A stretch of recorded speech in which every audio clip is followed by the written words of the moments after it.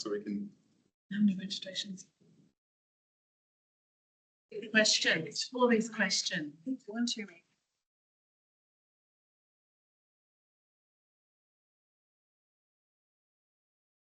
About 27. Okay.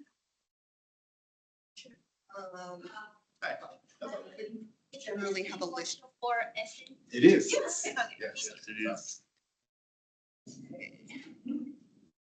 So I generally, with all of these, start at about 5 past, just to give people time. Hi, just to give people time to come in. Yes. Takeaway cup. Not very easy. My God, I'm so judging you. Yeah. Do you know what? We have many keep cuts after COVID, and I need to. And I was thinking the other day, I've got to get because Yeah. I'm gonna take both. No, it's part of the thing. No, I just, It does get very hot. you know the very first one I'm like, I know you from somewhere, and then it clicked. I know. That's why I always check, because I'm not offended at all, but it seems so different. I know. Yeah. Oh, it's Harriet. Yeah. Can you imagine if that's how we all walked around like, oh, yeah. Some people look much better online. Then we'll get argumented reality, like our names there. The most surprising person meeting in person is Rebecca Lapard. Like, yeah. When you've only seen her online and then you meet her in person, you're like, oh my gosh, I didn't expect. So I don't know if you've only met her online and not in person, I'm not going to ruin anything because I very much enjoyed it, and she knows it as well. She talks about. She's like, yep, everyone says it.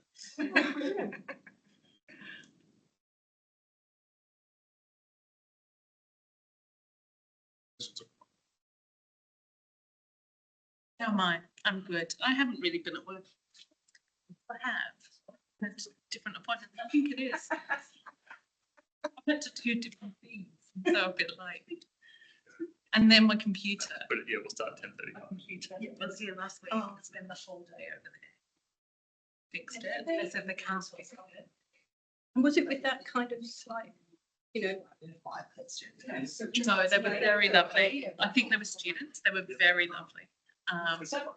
Stress when you know the other person thinks you're completely. Yeah, that's right. No, they were very. They just kept sitting there going, "I can't believe the computer does this." It's done it for the last 2 years. I keep coming in. I keep enforcing it. It must be up. They know you another year to go. I was like, I'm going to like every day. I said every day my computer. Right? So there was that thing. I just thought that was normal. Because it always does. I said like, and I said, no, I said every day. She said, what do you mean every day? I said every day. She said, when you're in the, like, are you opening something to make it? I said, biology does it when I'm not. I used to work in secondary school. Every time I turn it. I'm doing food science. I think it's already on. I used to work as a teacher teaching biology to slash. Wastes. This is my second week. And I fixed, and they said it's fixed, and I took it, and it crashed again. I'm at home, so I can't do any more purpose. And then they said it's fixed, and I go, it better be, and then it crashed again. But this computer is broken. They're like, oh no, it's I'm like, no. So I had the Tim had got he's been in the room before. I was gone. They just gave me back. So now I've only just recently picked up that computer. Really? It's a hardware. It's a hardware problem. You know? Used to live in high school. Projects, that's interesting. But the thing that does your head is. Yeah. Start. Yeah. Trying to be productive. And you feel like you don't have any say in this Space. They pay me a lot of money to sit here without a computer. Yes.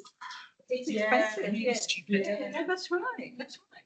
So this happens to me. Yeah. So it means my day always. Hi everyone, welcome this incredible workshop. So I'm just doing a very quick intro. So James and Will are both educators with a wealth of experience. And this is the first of a series of workshops that they're running because they are both so incredible. I cannot express how excited I was when they showed me some of their work. And they're the type of educators that are so great, they don't even realize how great they are. And things that they don't realize are wonderful are really wonderful. So pay attention to what they're doing. I'm sure there are lots of strategies and things that you'll be able to adapt to your own practice and just learn about some awesome things. But I just wanted to do a very quick intro for them just to say, this is exciting. It's the first of many. So hopefully you're all signed up to all of the series and people online as well. But I will leave them to it and I hope you all enjoy. Thank you so much for coming. Thank you. Welcome to the Essay is Dead, the essay. There's a question mark there for a reason. And in order to kind of check the essay's pulse, this is a metaphor that I'm going to stretch to its limits.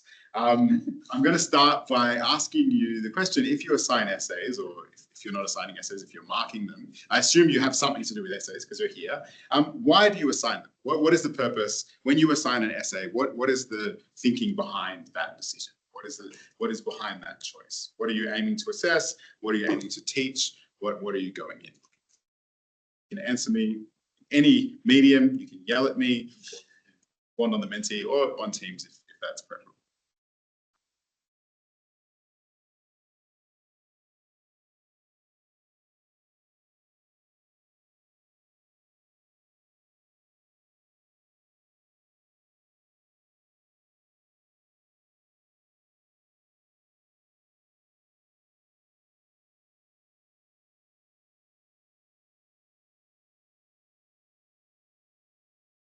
So the first response is that you're assessing the capacity for students to develop a written argument. So there, what you're assessing is the sort of final product. So the capacity to produce in some way a finished product in the form of a written argument.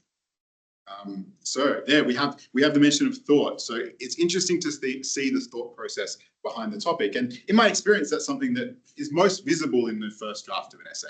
You can usually tell the first draft of an essay because the thinking is there on the page. A more polished essay, usually a better essay, will probably show a lot less of that. We have two themes here. We have the capacity for students to produce something, and then the capacity for students or the ability for you to assess somebody's thinking process. It's been imposed. So I'm hoping for some in-depth research on comparative case studies. I can't offer that right now. I can't give you a literature review. But in terms of the fact that it's imposed, this is something that I've encountered a lot in my conversations with academics about the essay, in the sense that it's imposed not just by, I guess, like pre-existing forms or pre-existing courses that are difficult to change, but also by the fact that it's imposed by history, in the sense that it's imposed by convention, by expectation. And so I think that once we've kind of got a sense of why people set this assessment, we can get into that history. We can look at the history of the essay to get at why it might be dying, why it might have hope to survive. So the ability to select relevant evidence and examples to back up points being made. So there we have, again, an assessment of ability, the assessment of or the examination of a student's capacity to choose between different evidence and backup points, right?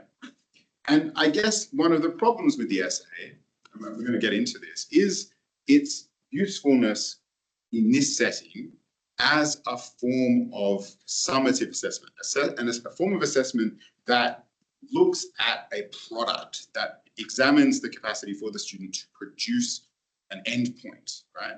Because as academics, by and large, we don't have any kind of oversight over process. We just have a product at the end, right? What we get when we mark an essay is that endpoint. And we might see glimpses of that process, but increasingly our ability to tell what that process looks like has been diminished. And so you might be interested to know that in the beginning, the essay was not a summative form of assessment, at least in the sense that it was not something that was instituted in universities with the goal of, at scale, assessing students' capacity to do a particular thing or to produce a particular thing. In fact, the origins of the essay are sort of the publication of a guy's notes. The word essay comes from the French to try, was coined by Montaigne, and it was a series of attempts at getting at a problem. So they were his thinking process. They weren't a product, they were his thinking process that he sort of published to analyze and to get people's feedback on. So in this talk, we're going to go through a few things. First, we're going to check the essay's pulse. That's what we've kind of been doing. We'll be getting a sense of where you're at with the essay, why you said it.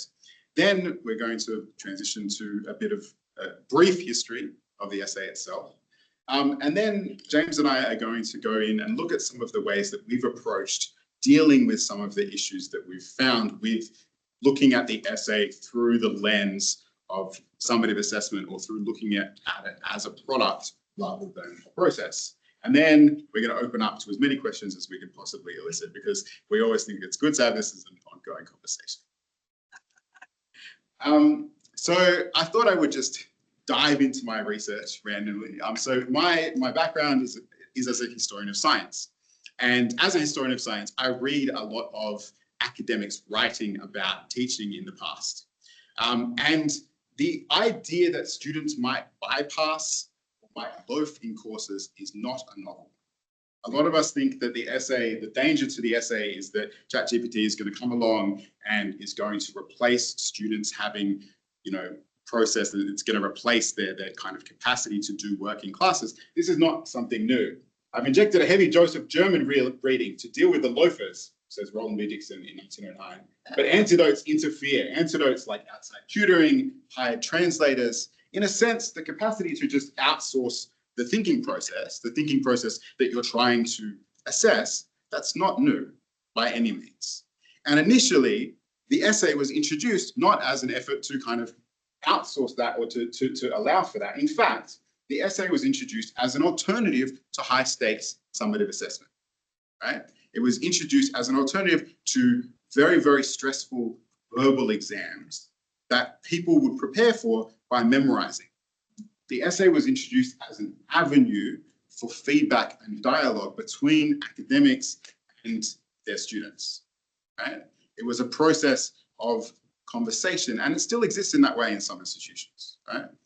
We think of it now, or at least I think of it based on my years teaching, I think of it as the kind of end point of a course, right? It's the moment that we've come to a kind of conclusion. We see, did the student do the course or not, right? But a lot of the time, it wasn't conceptualized, and initially it wasn't conceptualized as that. Now, through processes, through historical inheritance, we're at that stage. And I think that we've reached that stage, and now things have started to fray. Because initially, it was never imagined as that. The word essay means to try. It does not mean to finish, right? The act of process, the act of thinking is really central to the genre of the essay. But because we weight it very heavily and because we emphasize it as the endpoint, as a product, even though we know that by and large students don't value it that much because they know that when they go out into the world, they're not going to be writing many of them. And if we're asked to justify it, what do we say? We're teaching critical thinking a lot of the time, right? We're teaching the capacity to select evidence or whatever, but generally we're not actually looking at those things. We can't assess their capacity because we're looking at the endpoint, right? And so that problem, that dilemma, is something that has been heightened by AI and something which James calls the wheel of death. Sorry. It's a morbid presentation. Brace yourself. So you can just.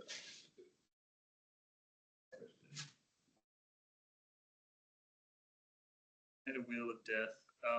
I guess we're kind of coining the term. I haven't heard it before, but you probably heard the old description of when AI came about.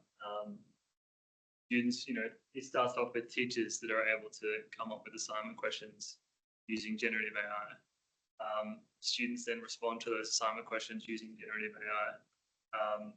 Teacher gives feedback to that essay using generative AI, and the cycle goes on. And we sort of refer this as the wheel of death. I sort of added two new ones about students arguing about a remark using an email that was used. The teacher responds to that email using generative AI and so on. And then even further, the teacher asks AI to improve the assessment. So this was something that I think when ChatGPT kind of came out, Will and I really thought about and had to rethink how we did our course, which is Gen Y, a program that basically teaches students academic skills through engaging themes and topics. So we were kind of nervous about what was going to happen, and I'm sure a lot of other people were as well. The fact that, you know, we all know how well these tools can and do write essays, and we all know how much students are using them for good and bad. And it sort of made us question, like, what's the point in teaching essays in the age of AI? Like, why should we continue teaching them? Should we try something else? And those questions led to the purpose of universities. What is the purpose of university now that we can sort of create this wheel of death and essentially just offload everything to AI and not do anything ourselves? It is a really interesting question, and that became the theme of our course. We actually assigned that as an essay question. What is the purpose of universities? We engage with it every week in lectures and tutorials, and I'll talk a bit more about that. But we still think the essay has some merit. Obviously, we're biased. My background is in creative writing. He's a historian, so we're sort of like very much wedded to essays as a form of assessment because we've done them our entire lives, and we spend a lot of time marking and thinking about them. But we still think they're valuable, and our course is centered around the essay. And as we'll see, students do appreciate doing the essay as a form of assessment. If you want to talk to the guiding principles, and then I'll jump back. So I guess like we wanted to shift that emphasis into process, and the way that we kind of addressed or encouraged that shift is through a lot of transparency with students. And this is something we'll talk about in the next iteration of this series. But a lot of it was, you know, expressing to them why we set essays in the first place, what the purpose is. And in order to express that, we had to talk to each other about what that was. Why do I think an essay is valuable? And ironically, it took me to the question of why a lecture is valuable, right? You know, why don't I just hand my students a script of what I'm saying? Why don't I just send you, or why don't I just turn this into an op-ed that's kind of chunked up, right? And the answer, I think, is thinking. Is that this is a process of thinking along. That when I'm talking, you are all, as you listen, thinking the same thoughts as me. And so through that process, we kind of think together. And this is something that I emphasize in the course. I'm like, this is why we have lectures. And the reason we have essays is because then you're taking your thinking process and then you're going to your work and you're thinking, but that's not something that you ever do alone. It's something that you do socially. It's something that you do socially in the sense that the language that you use to think isn't, you know, something that you just created yourself. And similarly, the work that you do is always scaffolded and interacting with external sources. And so what we found is that we got a huge amount of benefit of shifting the work of the essay into the classroom setting. So we think, you know, my experience in undergraduate tutorials was that we'd have a reading brick, you know, back in the day, we'd have like a brick of readings. It's just a course reader that had all these printed out readings. And then some people would have done it, some others wouldn't have. I would do them hurriedly on the bus to uni. And then we would go in and then the academic would sit there and at one point would fell asleep and would say, have at it, you know, talk amongst yourselves. I didn't want to do that in the sense that what that requires is a student to be very independently motivated. Right? It requires them to also to know what academic reading looks like. And we didn't expect that of them. We didn't, you know, I was never taught how to read academically. I just learned it by having to do it really quickly on the bus. And by virtue of being educators, we are all extraordinary in that we've gone through this process to become an educator. We are not kind of, you know, we're not the basis for the average student. And so in that respect, we tried to make a lot of this stuff explicit. So when we would write in front of them, I would try and write, you know, if I have this essay question, this is it, we would produce a sample essay question.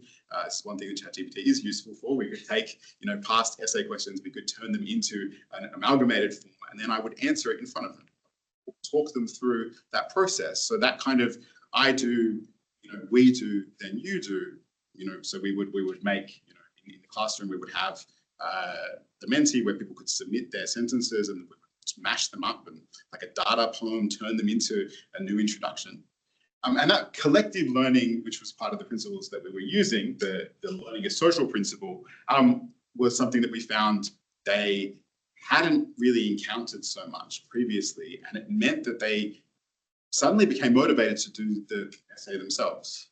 I think that comes out in a lot of the feedback that we get. And I think that is sort of why we designed the course the way we did. It's essentially just the course we wish we had been able to take starting university. The things that are unspoken, the things that are not really shared, that you sort of learn by osmosis and just failing a lot, we just sort of put into a course. And the thing that's really interesting is that it sort of breaks off that sense of shame of not knowing. Like reading an academic text is often a struggle and it's hard to comprehend. And certain texts, especially depending on what you're reading, if it's like French continental philosophy, it's obviously very complex and very hard to understand. And often students might feel as though they're missing something and that they should be getting. But something that we do in classes and tutorials is actually like reading and by modeling. So we'll actually have a projector of the screen that's facing the reader. We'll actually look at that and process that text live in front of the students and talk about where we struggle ourselves and what the challenges we have with that reading. And students seem to really appreciate that transparency and that honesty. And we're going to talk about that in the next workshop, which is a bit of a plug, but we couldn't sort of fit it into this. Yeah. But that transparent pedagogy is like a really interesting approach that we sort of try to implement in the course.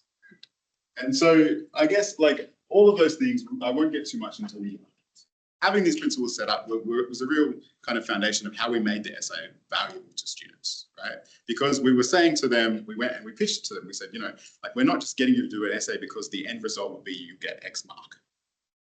And we've increasingly weighted it less and less. Instead, we say, we're teaching you, this is a tool for you to learn thinking. And we know that the motivation for that is, like it requires a huge amount of kind of intrinsic motivation to go off yourself and do that. And so we did it in class. We just would get them to write things in class. We'd ask them a series. So, for example, to teach writing an introduction, I'd ask them a series of questions. So, the first question is, why is the topic of this essay important? The second was, what's a direct one sentence answer to the question that we've asked you? And the third question was, why should anyone believe you? Do that in 3 sentences or 4 sentences, right? And they would write that. And then I would say, surprise, you've written an introduction that works. And it usually did. And then suddenly something that was demystified.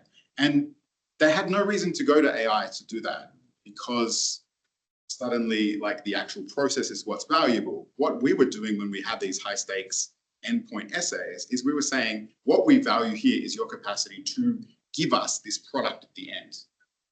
And why would they not?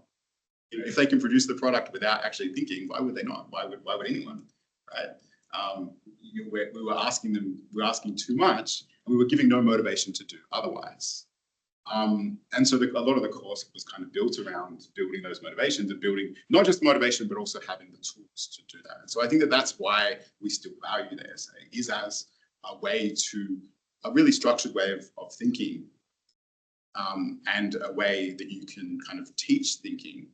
And they, by and large, students are kind of bombarded with this, like you need to learn as a response to AI, because you need flexible skills, you need the capacity to adjust, and those are the things that are more valuable because ultimately anything else can be language model.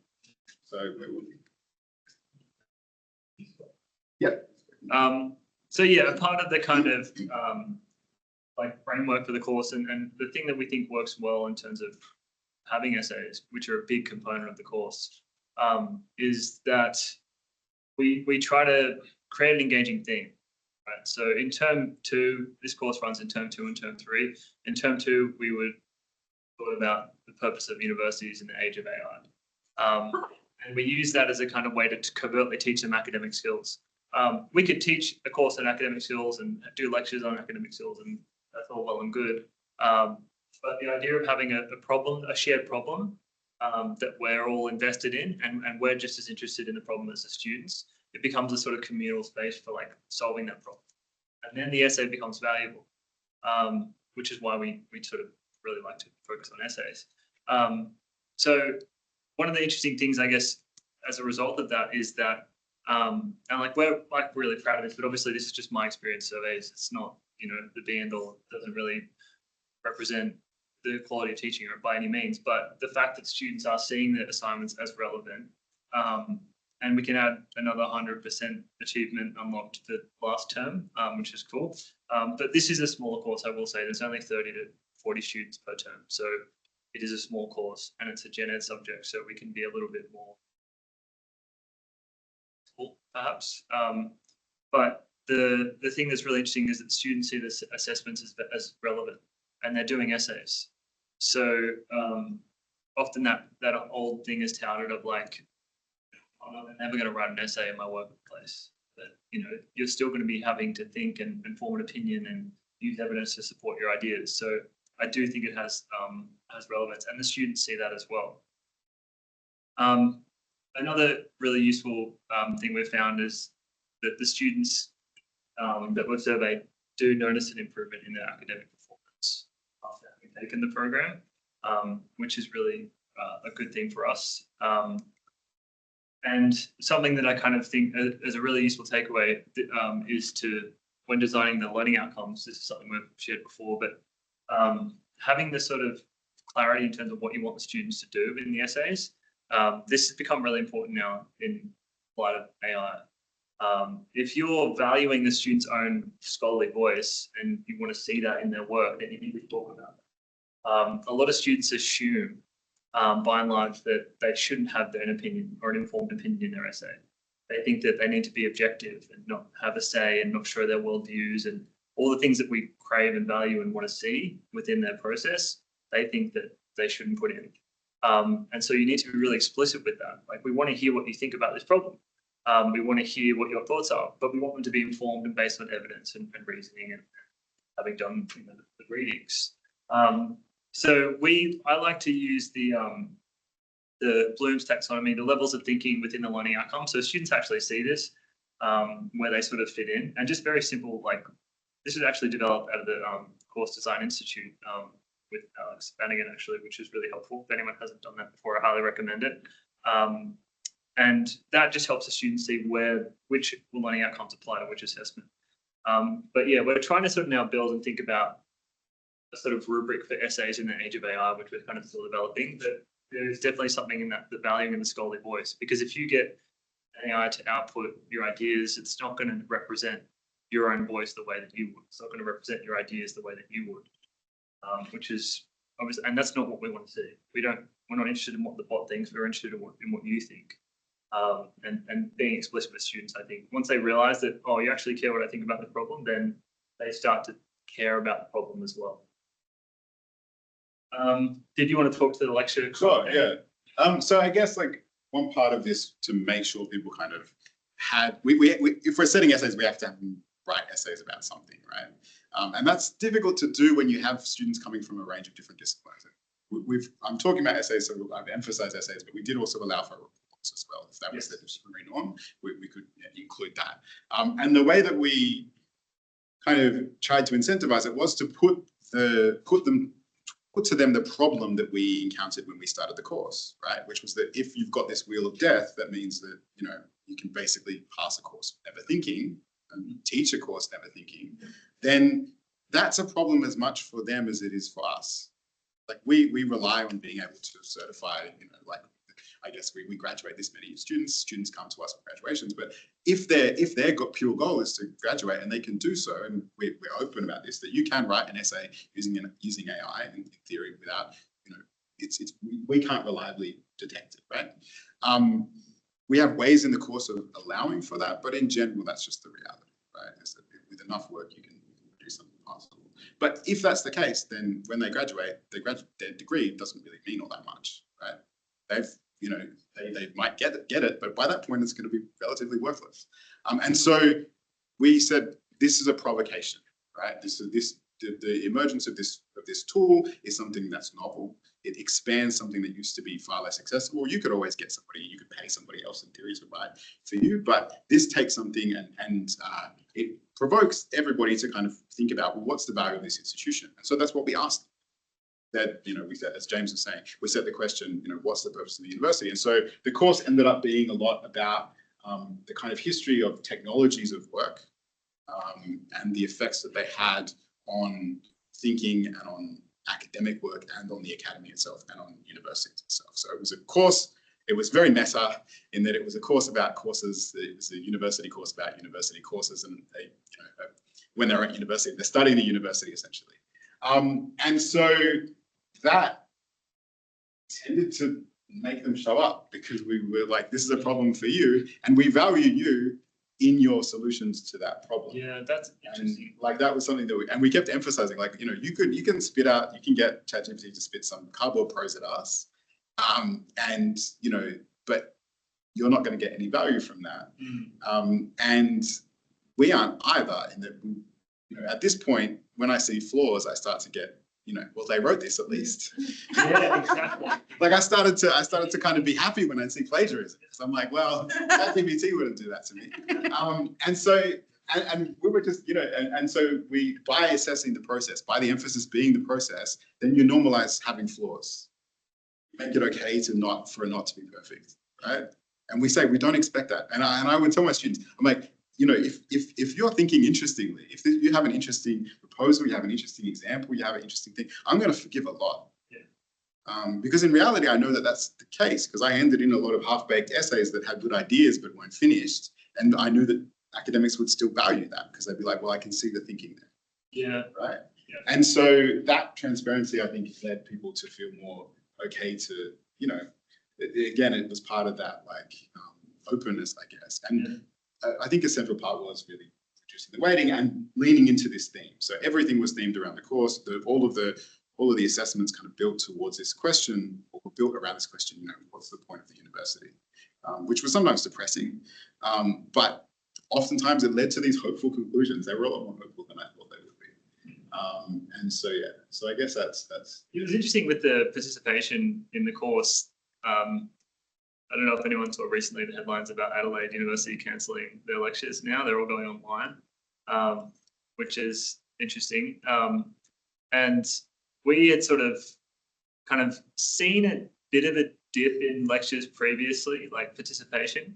But when we redesigned the course and started to like embed problems that we were interested in genuinely ourselves in resolving, it seemed to create a want and a desire to be in the lectures, and the tutorials, in fact. I don't know if you were allowed to do this, but we didn't actually assess participation in terms of class showing up, because like you can give marks for class participation usually by students putting up their hand and saying, you know, asking a question or whatever. We usually assess it in that way, which I think is really problematic because some students do so much work and then say absolutely nothing in class. So they're deeply interested, but they may not look like it.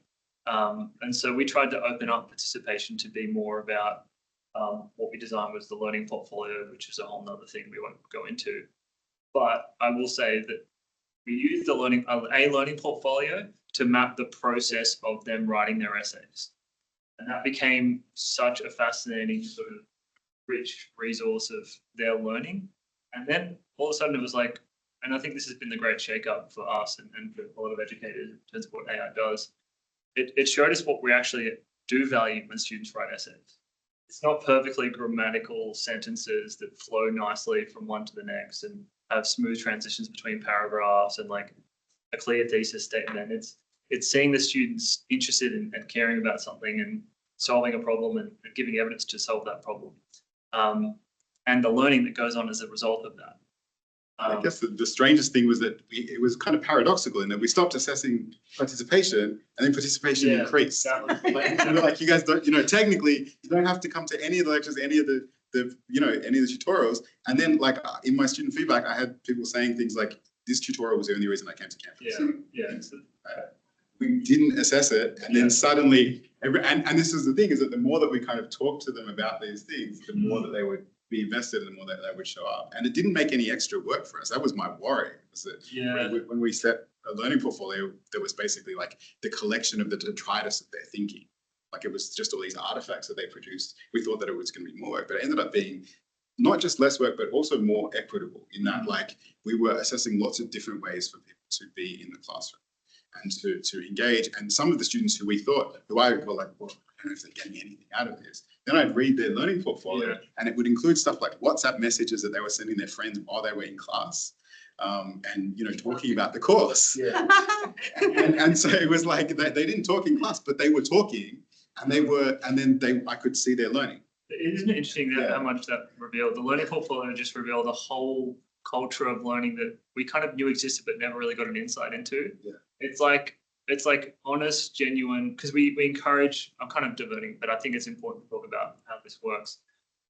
We encourage the raw, messy learning artifacts, like, because we really were interested in the process, not the final product. So we encourage them to submit marginalia for their, you know, notes and handwritten stuff that they've done, or just messy artifacts. We're not assessing the quality. We're just wanting to see that you've participated in the course. And I honestly thought, you know, marking the learning portfolios, which is a challenge, I think, assessing process is still a challenge. How do we do that? What does that look like? Is it pass fail? Like, you know, how can you assign 85% to a student's handwritten notes? That's a tricky thing to do.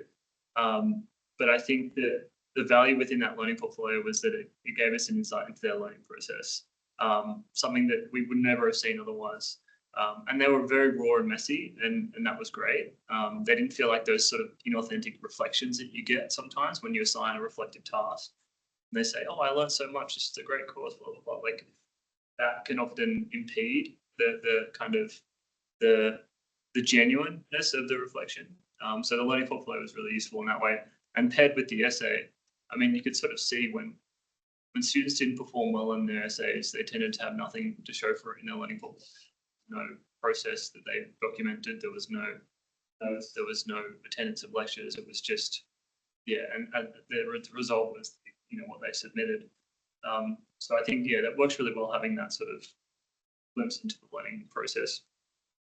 Should we talk about the draft? Did you want to talk about the draft? I think that's useful, because that's been really fun. So I guess, like, part of the learning portfolio was that the essay wasn't just standalone. This is one of the courses, I don't know which one this was, but the current iteration is a little bit different in terms of weighting. But the draft was a way for us to kind of open dialogue in the learning portfolios. So they would include the draft in their learning portfolios. The draft was an actual draft. My experience of being asked to produce an essay plan or a draft was that it basically just had to be the learning outcomes, and the rubric would be, if there was one, would be exactly the same as the finished essay, essentially. So it was just a short and cut down version that was like proof that you'd started writing. But we asked them for just their actual drafts. And sometimes it was just like notes, like handwritten notes, just scribbled, like, you know, this is the plan that I've got. And then we would say, you know, we can give you as much feedback as you kind of give us to work with. And then in the learning portfolio, they would respond to that feedback. And so then that was how we could start to claim to see that progress over time, because we would see the change from their draft and the work that they were doing, and the response that they would have to things. We include activities and so on in class. I mean, we've now moved that to pass-fail in the current iteration of the course. The draft is pass-fail. You know, they just have to show me that they've thought about it and that there's something, and give me something to work with.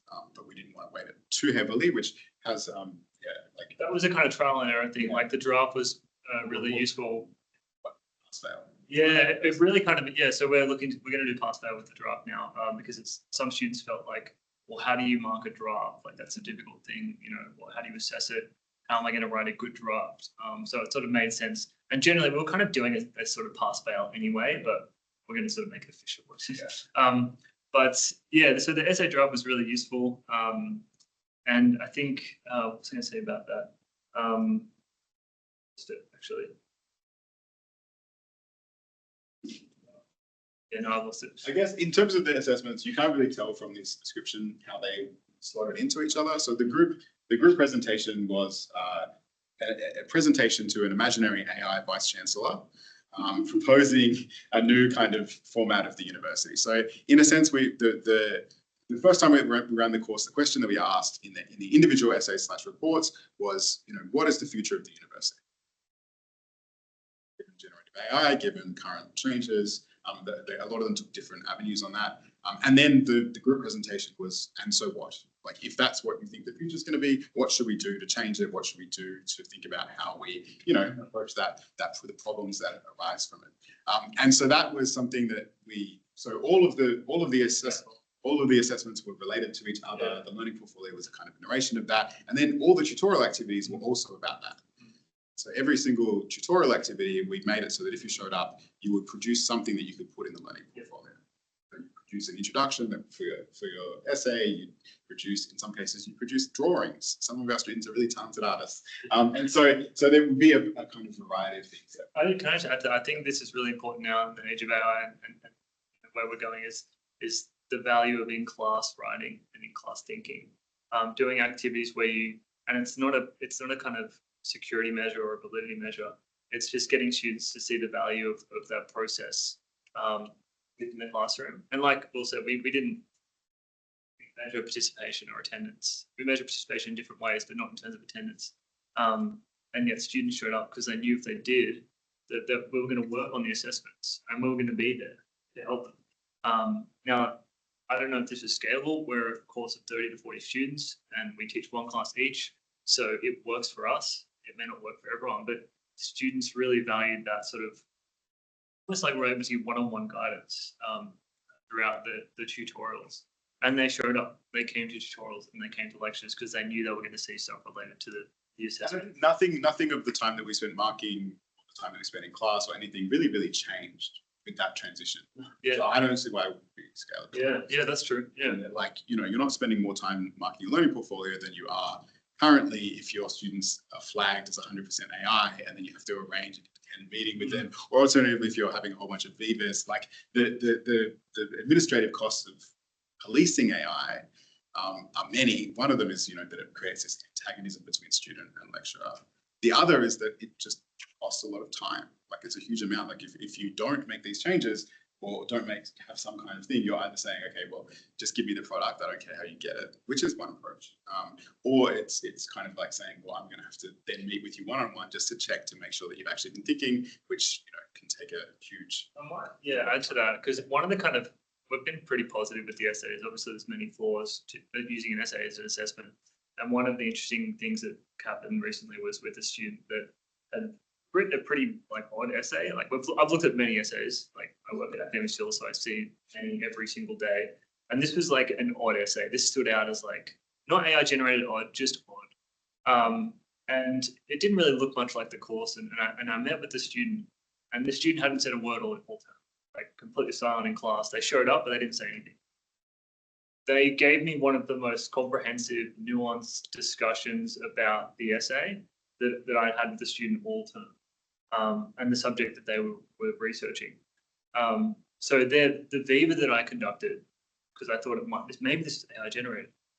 The Viva and conversation that I had with them was so much more revealing than the written document that they gave me. So there are kind of caveats to the essay as a form of assessment that demonstrates learning, because some students express themselves better verbally.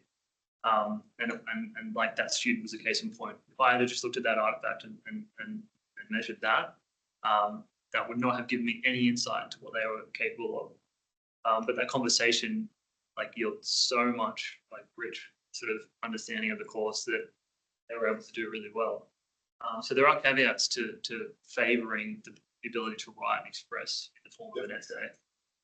We're aware of those. So, want to add to that, or? No, I think we can.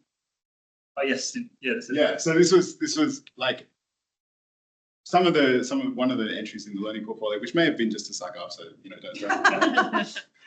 So we knew who was writing this, but it's not so much about them praising us, which is great. But I love thinking alongside you guys and my peers.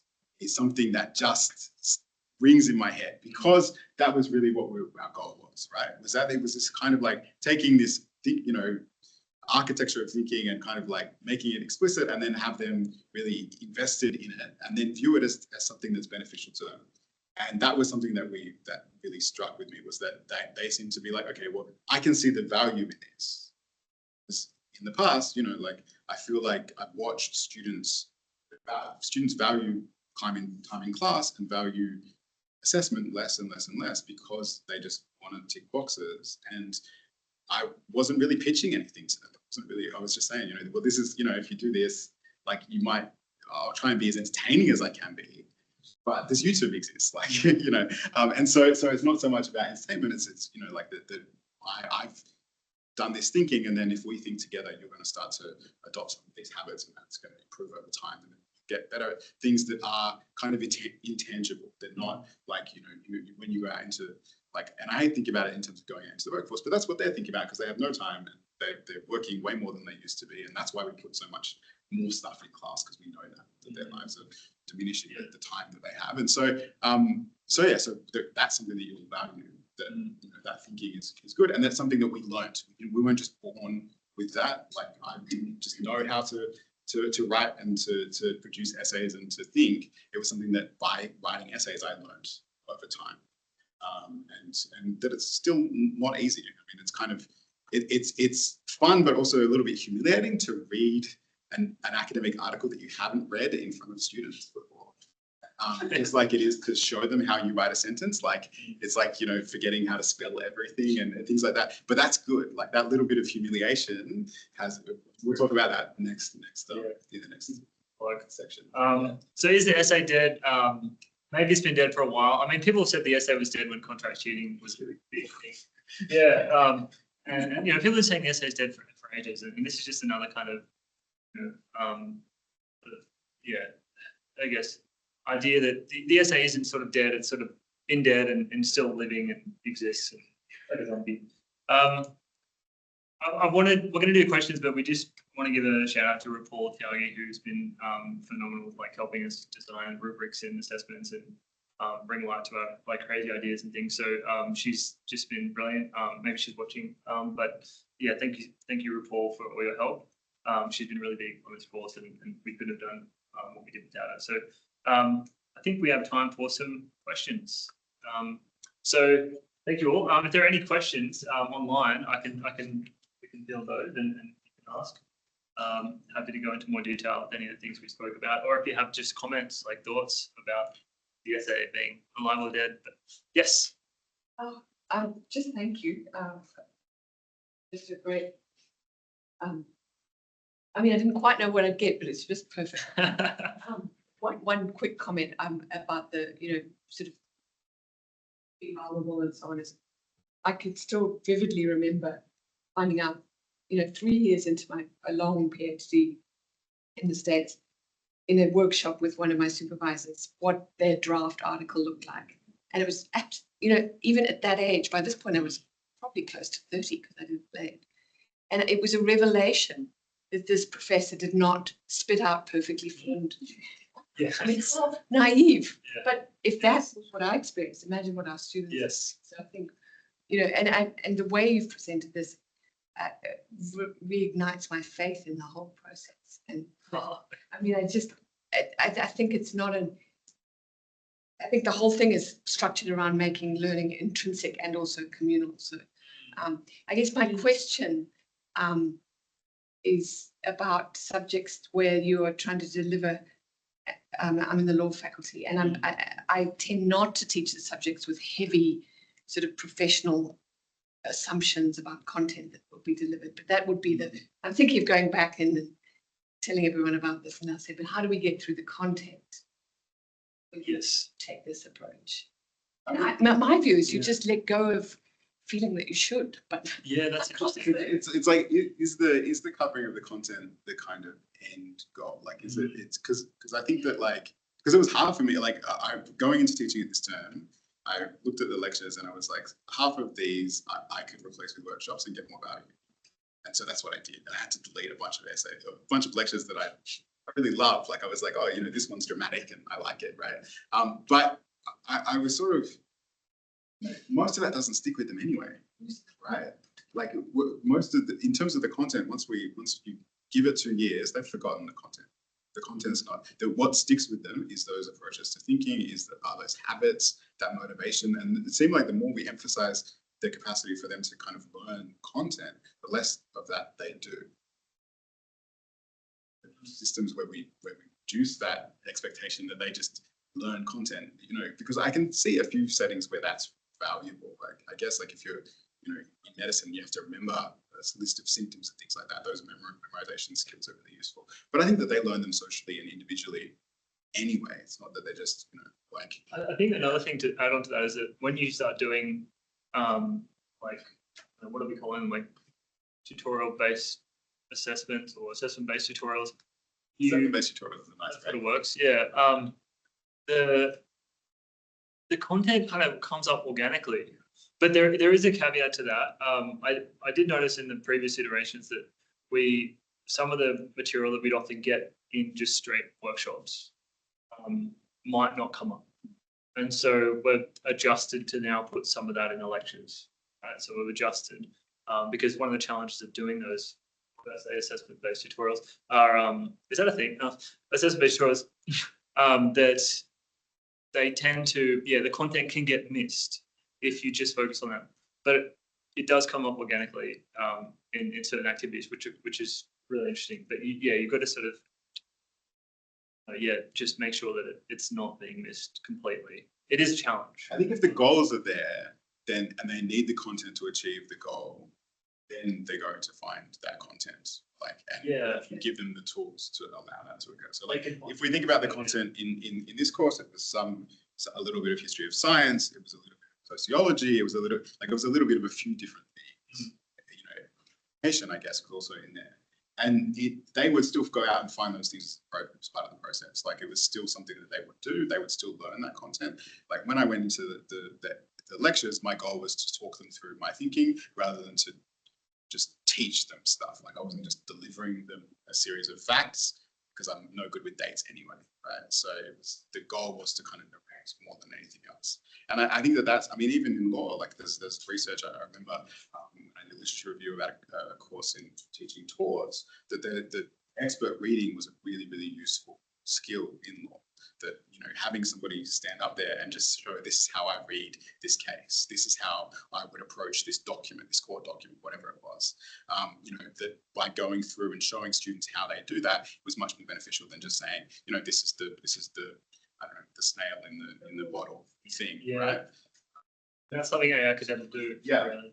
That's really interesting. That sort of idea of modeling reading and modeling thinking. It's just not capable of that. So that's question of you. I have so much that I would like to talk about. Yeah, please go. No.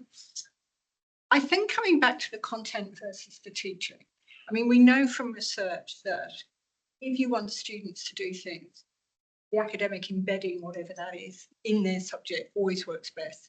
You know, I mean, academic skills on the side is fantastic, but unless somehow it's really embedded. And I think that's what you're talking about. You have embedded, but in a way, that's what the course was about. And obviously the challenge, if you're teaching, you know, every discipline's the same and totally different, we know that. But the challenge, isn't it, for an academic who needs to get that content, how do they embed the process? And I think it comes back to that, incorporating all those support services, but embedded genuinely in that subject. So you, if you're teaching whatever it is you're teaching, you don't have to be the best pedagogue around. Got you guys and others to support how to develop that unit to enable that. But the principle around, you know, what you beautifully articulated and so enthusiastic about, you know, has come through very clearly. And I think I would say anyone who's worried that AIs can take their job, it should, because we don't need to worry. I think the skills of academic and teaching is necessary. Yeah, that's really interesting because, I mean, we didn't really talk about our students who come from all across the university, from different faculties, different stages of their degrees, first, second, third, fourth years. And they're all in the same classroom. So it's a very interdisciplinary like approach that we have. We try to, we're noticing that, and we have international students, domestic students all together from all different faculties. We try to come up with ideas or problems that can grab from their disciplines, right? So that was kind of the challenge, and that's why AI was so good, because AI in the purpose of university, it affects everyone. So someone in engineering could talk about how it's impacting them, someone in architecture could talk about how it's impacting them, and that created a sort of communal sense of, well, we're all in this together. And so I think, yeah, for that embedding approach to work, being aware of who your students are and what their needs are and what their sort of interests are becomes really, really important.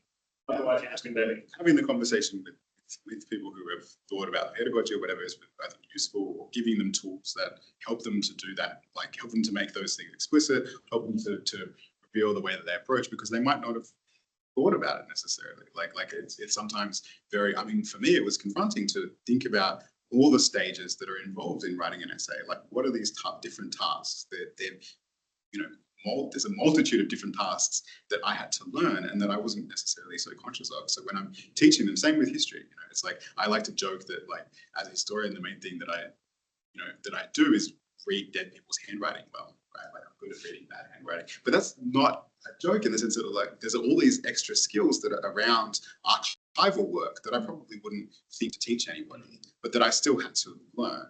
And so if you set an essay or whatever it is, and then you're doing something else in class and you don't refer to it, Yes. you're also sending that message. Yes. A big deal. Yeah. Instead of actually sending the message that actually this is a flipping huge deal. Yeah. Most of us never get any good at it. So that, and then they're not encouraging students to discuss and ask for help. Yeah. So you're sending so many messages, but when you're really going through that process and the draft and the messy and the, seeing that perhaps something that you've read their article and it's fantastic, but it wasn't like that in the beginning. That is all really meaningful stuff. And that's when the essay just becomes a product. Yes, Not useful. And I think AI really helped us see that and sort of cause a bit of a shake up for us to kind of go, what is the purpose of the essay? Why are we assigning it? What do we value and what do we want to get out of it? So yeah, it's really, How do you think when you talk about the development process, it seems that there's a lot of feedback and reflection in that journey. So I'm interested in how you think you've developed students' feedback literacy and reflection. Yeah, that's a really good question. So one of the things we realized, like, we love giving feedback, so a little too much. So we actually devote a lot of time to giving students feedback in their essays, but good feedback doesn't necessarily mean good feedback if they're not reading it. Mm-hmm. So, and Philip Dawson talks a lot about this. He did a workshop recently. So I'm just sort of reiterating his work, but he talks a lot about the value of embedding feedback into courses. So having students look at the feedback in class, talk with one another about it. We were able to do that in the learning portfolios where they reflected on the feedback that they got.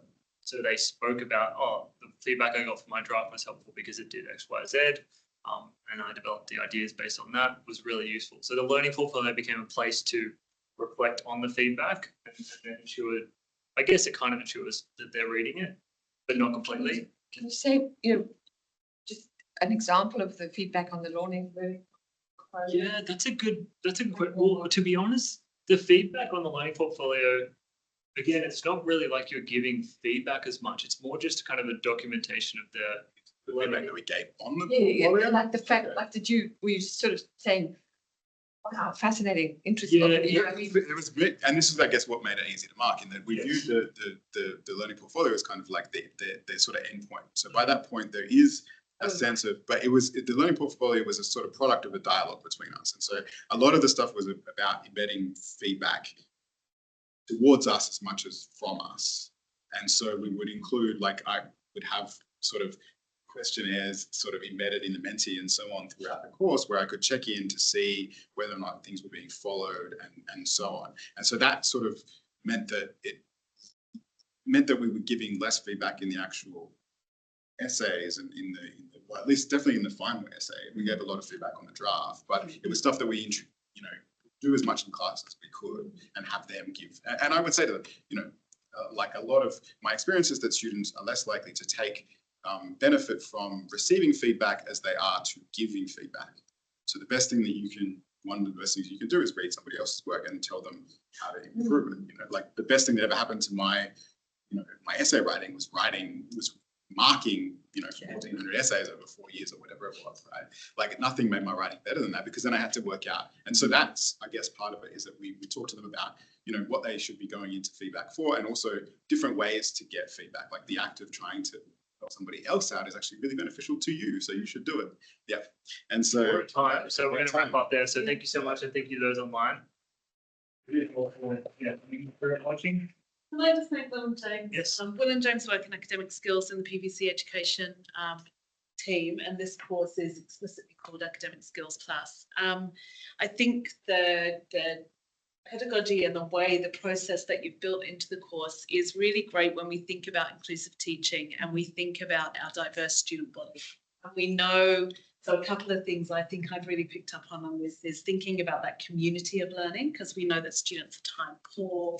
Often they've really just put their head down at school and they've got the good marks, and so they think that that's the best way to learn.